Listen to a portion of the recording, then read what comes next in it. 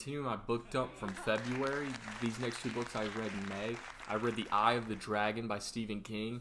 This was my third Stephen King book this year. I also read Salem's Lot and The Shining, both of which I find fantastic. This book was good, and it did put me into that fantasy realm that I was struggling with.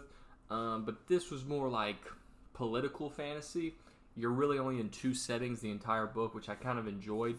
But I would say overall, I think I give it 3 stars. Good way to enjoy Stephen King without like jumping into something crazy like It or The Stand. The book I read after that was Agatha Christie's And Then There Were None. Honestly, if I could take back any book this year, I would not have read this book.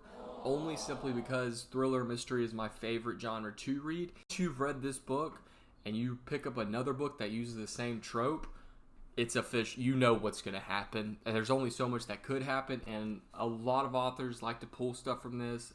2 other books that I've read this year use things from this book, which hurt the story a little bit just because I expected it.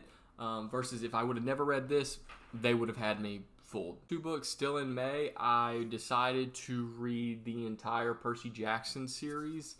I own a physical copy of The Lightning Thief, which I've had since I was a kid and I never read.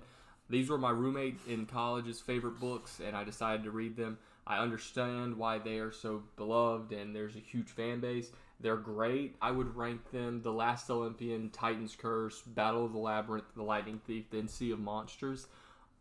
Only thing I knew going into these books was what I knew from the movies, which I understand why everybody hates the movies now. I actually kind of like the movies. A little bit. Not a lot, a little bit. But I definitely might go into the next 5 books. But for now, I'm just going to stick with the main 5.